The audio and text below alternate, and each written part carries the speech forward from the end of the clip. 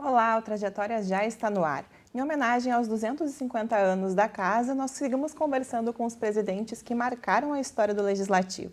Hoje o nosso convidado é o deputado estadual, Dr. Thiago, que já está aqui comigo. Seja muito bem-vindo, tudo bem? Obrigado, Vanessa. É um prazer estar conversando contigo e com todos os telespectadores. Dr. Thiago, já se passaram uns 10 anos desde que o senhor foi presidente aqui do Legislativo, em 2013, né? Como que foi essa experiência? Eu começo por essa pergunta. Olha, foi uma experiência extremamente enriquecedora, né? Nós tivemos um grande ano de muitas transformações para a cidade. Nós tivemos aqui, por exemplo, no ano de 2013, toda a discussão envolvendo a Orla do Guaíba. A presença do Jaime Lerner, aquele projeto acabou vindo para casa e sendo discutido aqui. Muitas das transformações que acabaram ocorrendo e que acabaram beneficiando a população partiram de discussões do Legislativo. A própria praça que fica à frente do gasômetro, a Praça Gasômetro, ela foi construída a partir de uma conjunção de interesses formado na casa, né? Nós tivemos discussões importantes também naquele ano, principalmente no que se refere à saúde. Todo mundo sabe da minha luta pelo não fechamento de hospitais, como por exemplo o Parque Belém, que agora está reabrindo, Hospital Beneficência Portuguesa, Hospital Porto Alegre, Hospital Lazaroto, Hospital Petrópolis. A cidade, infelizmente, ao longo desse período, ela tem se notabilizado por fechar hospitais. Mas naquele ano nós tivemos duas conquistas muito importantes que ficaram de legado para a cidade. A primeira foi a Câmara, a autorização da Câmara para que o Hospital de Clínicas pudesse fazer a sua ampliação. Né? Nós tínhamos algumas discussões, principalmente a arbustos que não eram dali, da frente do Hospital de Clínicas e a sua retirada, e a Câmara agiu de forma muito contundente no sentido de permitir ao Hospital de Clínicas que fizesse essa remoção e que ampliasse o hospital, que foi fundamental na pandemia. Se nós não tivéssemos tido essa ampliação do Hospital de Clínicas, que ocorreu lá em 2013, certamente nós poderíamos ter tido um número muito maior de óbitos. Também tivemos a questão discutida nessa casa e liberada nessa casa para que o Grupo Hospitalar Conceição pudesse utilizar uma área de uma praça que havia ao lado e que não tinha nada naquela praça e pudesse construir ali o seu centro de oncologia, que agora está sendo terminado e que vai ficar de legado para a cidade para a melhoria do atendimento oncológico, que é um grande problema em Porto Alegre. Então, foi um ano com muito aprendizado, um ano de muitas marcas e que hoje, 10 anos depois, a gente consegue ter a dimensão do que foi aquele importante ano de 2013. Pois é, a gente fala sobre 2013, mas a sua história aqui como vereador, ela começou um pouquinho antes, lá por 2008, 2009, quando o senhor foi eleito vereador suplente inicialmente e depois virou titular, né? Depois se manteve no mandato por mais algumas vezes, né? Isso, nós iniciamos aqui em 2009, né? Eu participei daquela eleição de 2008, acabei ficando como primeiro suplente e depois, na época eu estava no PDT, né? E depois, com a eleição da deputada Juliana Brizola, eu acabei sendo titular a partir da metade do mandato. Era o primeiro suplente, mesmo tendo sido o 21º mais votado, em função da questão do quociente eleitoral. E foram 10 anos de história nessa casa, né? Aprendi muito, aprendi tudo que eu sei, pouco que eu sei de política, aprendi nessa casa. Negociando, cedendo, às vezes sendo mais contundente, às vezes sendo até intransigente em alguns aspectos, como por exemplo nos aumentos de impostos. Nunca, tanto aqui quanto na Assembleia Legislativa, nunca votei aumento de impostos, por exemplo, né? Nós tivemos discussões emblemáticas nessa casa, a questão Uber, táxi, nós precisávamos avançar naquele momento na questão dos Ubers, que já era uma realidade, mas precisávamos regulá-lo, né? Desde aquele momento também já tínhamos a ideia de que a taxa de gerenciamento deveria ser menor, né? Mas foi um período de muito aprendizado. Tivemos toda a discussão dos modais de trânsito, né? A cidade de Porto Alegre ainda é muito deficiente nisso, a cidade precisa avançar para o modal hidroviário. Eu acho que esse é o grande condão do futuro. Acho que a gente pode iniciar por uma mescla de um transporte, inclusive turístico, principalmente para o sul, extremo sul da cidade, e para isso, e a partir disso, mostrar a viabilidade econômica desse transporte e poder brindar a sociedade e a comunidade porto-alegrense com essa nova opção. Então, as discussões todas da cidade, dos servidores públicos, da manutenção das carreiras públicas, fundamentais. É importante que a cidade entenda que o servidor público no município de Porto Alegre, e eu sou um servidor público, sou médico há 25 anos no município de Porto Alegre, com muito orgulho, é fundamental para que a prefeitura possa prestar as atividades mais importantes para o cidadão.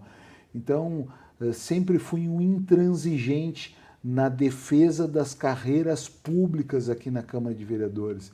Então, essas são algumas marcas. A própria TV Câmara, né? Lá em 2013, nós firmamos um convênio com a Assembleia Legislativa. À época, o coordenador de imprensa era o jornalista Flávio Damiani. Firmamos e começamos a transmitir em conjunto com a Assembleia Legislativa para toda a região metropolitana, 64 municípios em canal aberto. Foi a primeira televisão legislativa a fazer isso. Então a Assembleia conseguiu também avançar e atingir mais municípios a partir de uma ação gerada aqui na Câmara de Vereadores de Porto Alegre. Pois é, são as heranças que ficaram da sua gestão que a gente consegue perceber até hoje, né? E o senhor, mesmo permanecendo deputado hoje, representa ainda Porto Alegre através das suas pautas e tudo mais. Mas antes de político, o senhor também é médico, como o senhor acabou de mencionar aqui, e advogado, né? Essas profissões, elas te ajudam no seu trabalho como parlamentar hoje, deputado? Sem dúvida. Na verdade, eu entrei na política em função dessas demandas, né? Eu sou um médico muito vinculado a Porto Alegre, de forma muito especial ao extremo sul da cidade, a região sul, a Restinga, Belém Novo, Ponta Grossa e Lamy e Lajeado, onde eu continuo atendendo como médico, já faço isso há 25 anos, né? E isso é que me instigou e me fez entrar na atividade política. Eu costumo dizer que a minha entrada na política, eu sempre negava a ação política, se deu a partir da minha atuação como médico lá no Lamy, né? Um grupo de pacientes se juntou e acabou invadindo meu consultório dizendo: ó, doutor Thiago, ou o senhor se candidata a vereador ou o senhor para de reclamar, né? E eu disse no primeiro momento, não, isso aí não é para mim. E acabei, em decorrência até dessa pressão legítima popular, acabei entrando na atividade pública e na atividade política, né? Então, sem dúvida nenhuma, atividade médica, atividade como professor universitário, fui professor universitário de medicina legal para o direito na URGS por quase 10 anos, a minha atividade como perito médico legista também, essa atividade é que acabou me levando para a vida pública, tentando sempre ajudar as pessoas. O objetivo que a gente tem na política é tentar construir uma vida melhor para as pessoas, né? E esse deve ser o objetivo de todo político que acaba participando do processo. No começo da conversa, o senhor mencionou a importância desse papel conciliador e também muitas vezes contundente, coisa que no papel do presidente a gente consegue notar ainda mais, porque, afinal, manter um grupo de 36 parlamentares em harmonia é um desafio, né, deputado? E principalmente sem procurar defender a instituição Câmara de Vereadores, né? Eu acho que esse é o grande papel do presidente. O presidente aqui na Câmara, como em qualquer parlamento, ele tem um papel administrativo, de gerir a casa, de poder potencializar os mandatos dos vereadores, ele tem que ser um catalisador desse processo e, sem dúvida nenhuma, ele tem que preservar, tem que colocar na sua ordem do dia a preservação da instituição Câmara de Vereadores. A Câmara e todos os parlamentos, eles são o grande pilar de sustentação da democracia. Se a gente tem um parlamento aviltado, se a gente tem o parlamento desprestigiado, a gente tem a democracia desprestigiada, a gente tem a democracia ofendida, né? E às vezes as pessoas se queixam, não, mas esses parlamentares não nos representam, a gente ouve às vezes isso.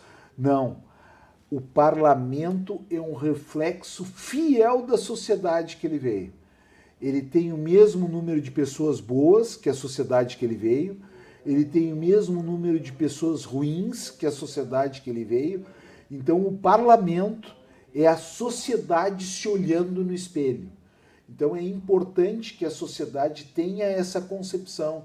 E aqueles que são críticos e que acham que o parlamento não está adequado, têm que participar do processo.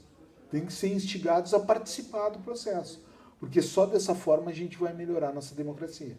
E o senhor, mesmo não atuando mais como vereador, sei que acompanha ainda o Legislativo, como que o senhor observa essas mudanças? Porque a gente teve uma bancada negra, nós tivemos também uma participação bem significativa das mulheres nas últimas eleições. Como que o senhor observa essas mudanças? Olha, eu acho que a sociedade está mudando, né? Então, a gente tem que olhar com muito respeito tudo isso e entender que isso é a sociedade se modificando, né? A Câmara sempre foi, como eu falei, um reflexo fiel da nossa sociedade, né? As mulheres, por exemplo, cada vez mais assumem um protagonismo, tanto na nossa sociedade quanto nas carreiras. Hoje, por exemplo, na área da medicina, as mulheres são, a ampla maioria das médicas são mulheres, né? Então, isso é um reflexo desse novo tempo, né? As próprias pessoas que se autodeterminam como com alguma característica de gênero, por exemplo, né? Antes não se tinha esse tipo de possibilidade exatamente porque a sociedade era muito mais preconceituosa do que é hoje, né? Agora, essa semana, nós tivemos a assunção do vereador Dani, né? Então, a causa LGBT tem as suas pautas, e que bom que ela possa trazer para o parlamento essa discussão, né? A negritude tem as suas causas, que bom que ela possa trazer para o parlamento isso. As mulheres têm as suas causas. Então, eu observo isso como um avançar da nossa representação, né? As religiões também, a gente observa que os evangélicos acabam sendo mais organizados e têm seus representantes. Talvez numa outra composição, lá para o futuro, nós possamos voltar a ter representantes das religiões de matriz africana, né? Então, o parlamento, ele é muito rico por isso, né? É muito rico por isso, porque ele acaba representando, aqui em Porto Alegre, na Câmara de Vereadores, os interesses legítimos da sociedade porto-alegrense. E por isso pode fazer um diálogo e uma discussão muito mais plural sobre os temas da cidade. Por exemplo, a questão do plano diretor, é importante que nós consigamos contemplar o maior número de matizes político-ideológicas, de interesses de gênero, de interesses de raça, de interesse de cultura, porque daí nós vamos ter um plano diretor que vai espelhar mais o conjunto da cidade. Então, eu vejo com muita alegria essa participação maior da sociedade e mais plural. E já que a gente está falando em mudança hoje, com uma visão mais ampla disso, o que o senhor acha que ainda falta para o parlamento avançar, aqui na Câmara especificamente?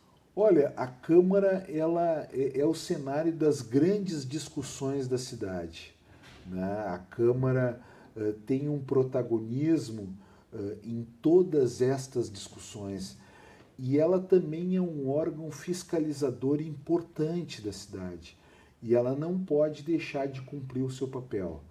Nós temos três problemas, na minha ótica, muito sérios na cidade. Um deles a Câmara, felizmente, vai discutir, que é a questão da educação no município de Porto Alegre.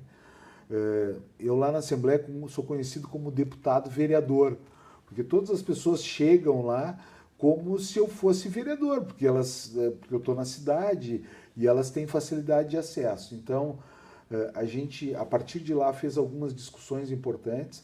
Por exemplo, na Restinga Extremo Sul hoje, são 562 crianças que deveriam estar na escola e não estão. São 149 crianças que deveriam estar na primeira série e não estão. São crianças de 9 anos que não ingressaram na primeira série. Isso é muito grave, né? Isso foi nos trazido lá até a Assembleia, nós fizemos uma audiência pública em conjunto com a Câmara, nós fizemos uma audiência pública que tornou transparente todos esses números. Então, e aí louvo a ideia da Comissão Parlamentar de Inquérito da Câmara Municipal no sentido de discutir esses problemas educacionais da cidade, que são muito sérios. A outra questão importante é a questão da saúde na cidade, né? Porto Alegre, como eu falei inicialmente, tem se notabilizado por fechar hospitais. É uma cidade, infelizmente, onde doenças curáveis se têm se tornado doenças incuráveis pelo transcurso de tempo. 80% dos cânceres de intestino são diagnosticados nas emergências dos hospitais. E os pacientes, criminosamente, são orientados a voltar no posto de saúde para serem reencaminhados ao hospital. Então, essa discussão, a Câmara de Vereadores também precisa se apropriar e aprofundar. O que está acontecendo na nossa atenção básica, o que está acontecendo na nossa atenção especializada e o que pode ser feito para melhorar todo esse processo, né? Agora temos a grata satisfação, a grata notícia de que o Hospital Vila Nova assume o Hospital Parque Belém e isso realmente pode dar um outro fôlego, principalmente a região sul e extremo sul da cidade. E a outra questão de discussão importante, que é importante que a Câmara avance, se aproprie e aprofunde, é a questão do transporte público, né? Nós precisamos pensar, eu sempre digo assim, pensar fora da caixa, né? Nós precisamos pensar em alternativas do transporte público da cidade. E o modal hidroviário precisa ser repensado. Talvez num primeiro momento como um modal turístico, sim, mas sem dúvida nenhuma, médio e longo prazo, como fazem as grandes cidades do mundo, Londres, Paris, etc., que se torne uma possibilidade de transporte coletivo também dentro da cidade. Então, estes talvez sejam os grandes problemas fulcrais da cidade. Claro que a questão da regularização fundiária precisa ser pensada com mais clareza. São mais de 500 vilas e loteamentos irregulares. Nós temos um déficit habitacional impressionante, né? São milhares de pessoas em áreas de risco, né? Que estão correndo o risco da casa cair em cima, né? E isso não é só em algumas situações isoladas, isso ocorre em toda a cidade. A todo dia a gente recebe denúncia nesse sentido. E a regularização fundiária também merece um capítulo todo especial nas discussões que a Câmara precisa ter daqui para frente. Deputado, e hoje o senhor faz parte de uma história de mais de 250 anos, né? Todas essas pautas que o senhor traz fazem parte da sua luta enquanto o senhor esteve aqui na casa como vereador. Como que é olhar para trás e ver que o senhor ajudou a construir essa história? Olha, dá uma satisfação muito grande, né? Mas também, por outro lado, a gente olha, observa e vê que muito ainda precisa ser construído, né? Então, e a gente acredita que com uma formação mais diversa, com a diversidade, essas pautas da cidade, elas realmente podem ser melhor avaliadas, elas podem ser melhor construídas, com o conjunto da cidade. A Câmara tem muito essa característica de poder ter uma discussão que acabe contemplando o coletivo da cidade. Agora eu quero convidar o senhor para relembrar alguns momentos bons. O senhor já trouxe várias marcas da sua gestão aqui, mas eu quero que o senhor me diga se tem alguma lembrança positiva, alguma marca que o senhor lembra que ficou da sua época como vereador ou como presidente aqui na casa. Olha, tem essas questões todas que a gente estava mencionando, né? A satisfação de poder ajudar na questão da desafetação da área do clínicas e permitir aquela construção de todo o anexo que possibilitou um atendimento mais adequado na pandemia, ver o Centro de Oncologia do GHC sendo inaugurado e podendo dar suporte a milhares de pessoas, não só de Porto Alegre, mas do estado inteiro, que acabam vindo aqui fazer o seu tratamento.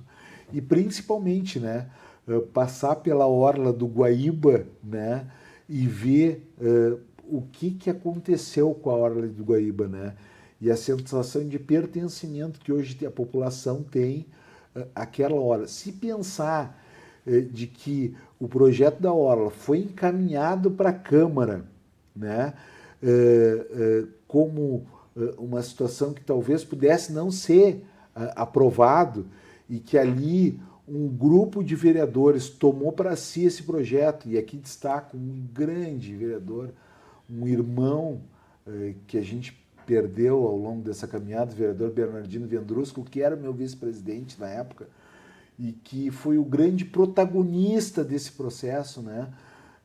E a Câmara tomou para si o projeto, né? Fez o rito que precisava ser feito.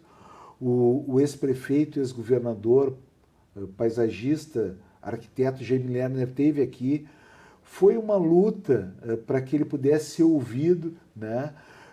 Uma incompreensão total naquele período. Quem olha para a orla não entende, e é importante que pesquise e veja a incompreensão que foi a orla naquele momento. E hoje o patrimônio e o retorno que ela traz para a cidade, não só em termos de beleza, mas principalmente de pertencimento das pessoas, de encontro das pessoas, um local de integração e que realmente aproxima cada vez mais a cidade das suas áreas naturais, do seu rio, e aproxima um porto-alegrense cada vez mais de outro. Perfeito, já chegando quase ao final da nossa conversa aqui, deputado, eu quero que o senhor deixe o seu recado para quem está nos assistindo, a sua mensagem final também para esses 250 anos da casa.